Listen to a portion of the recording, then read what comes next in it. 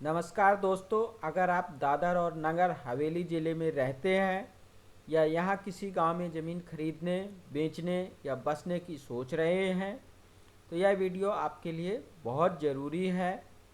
प्रशासन ने अब गांव की ज़मीन, जनजाति क्षेत्रों और बाहरी लोगों द्वारा ज़मीन खरीद को लेकर नियमों को और सख्त कर दिया है। क्या कोई भी व्यक्ति यहाँ ज़मीन खरीद सकता है? क्या बिना अनुमति के रजिस्ट्री मान्य होगी?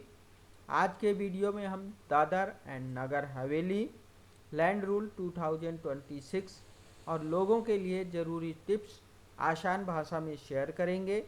अगर आपने अभी तक वीडियो सब्सक्राइब नहीं किया है तो प्लीज़ वीडियो को सब्सक्राइब करें और न्यू रूल से अपडेट रहें। स्वागत है आपका अपने चैनल राम खिलावन पर, जहां हम लाते हैं खेती किसानी, सरकारी योजनाओं और ज़मीनी नियमों की सही जानकारी।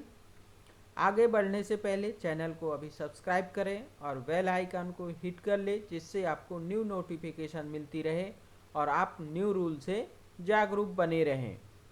अब बात करते हैं न्यू रूल के बारे में। कौन से गवर्नमेंट के न्यू रूल्स हैं? फर्स्ट है, दादर और नगर हवेली में ज़मीन का कानूनी ढांचा किस तरीके से होना चाहिए, उससे रिलेटेड नियम है। दादर और नगर हवेली एक जनजाति बहुल क्षेत्र है। यहाँ ज़मीन से जुड़े कई नियम मीन्स ट्राइबल प्रोटेक्शन लॉ के अंतर्गत आते हैं। नए नियम के अनुसार जनजाति ट्राइबल भूमि गैर आदिवासियों को ट्रांसफ़र नहीं की जा सकती।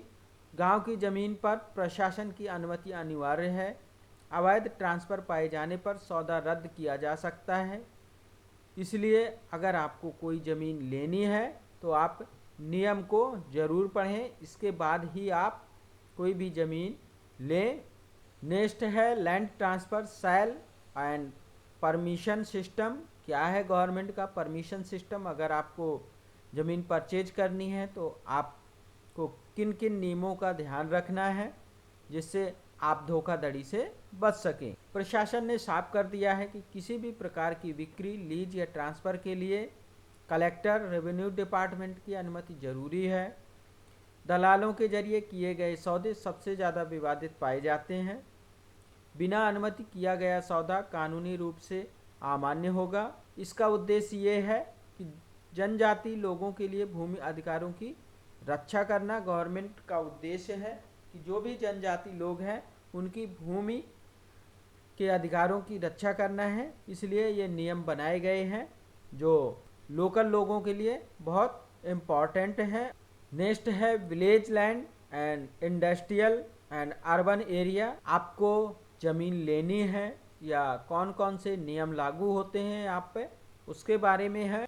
यहाँ यह समझना बहुत ज़रूरी है कि गांव की ज़मीन, औद्योगिक क्षेत्र और शहरी क्षेत्र तीनों के लिए अलग अलग नियम होते हैं। तो ये आपको जानना बहुत ज़रूरी है, आपके औद्योगिक के लिए कौन कौन से नियम हैं। इंडस्ट्रियल एरिया में कुछ छूट हो सकती है। अगर आप कोई इंडस्ट्री लगा रहे हैं, किस टाइप की इंडस्ट्री लगा रहे हैं, उसमें कुछ छूट हो सकती है। लेकिन गांव की ज़मीन पर नियम सबसे सख्त लागू होते हैं।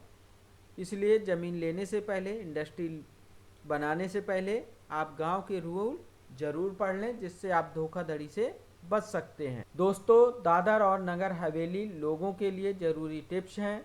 ज़मीन खरीदने से पहले यह ज़रूर जांच लें कि यह ट्राइबल लैंड तो नहीं है।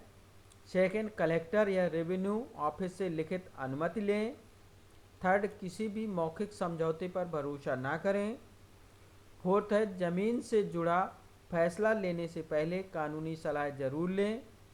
दादर और नगर हवेली की ऐसी ही हर अपडेट के लिए चैनल को सब्सक्राइब करें, अपने परिवार भाई बहनों के साथ शेयर करें और इस चैनल को अपने गांव के ग्रुप में, इस वीडियो को गांव के ग्रुप में शेयर करें, जिससे वो लोग भी जागरूक हो सकें और किसी भी धोखाधड़ी से बच सकें। मिलते हैं आपको अगले वीडियो में, तब तक के लिए धन्यवाद। Thank you for watching.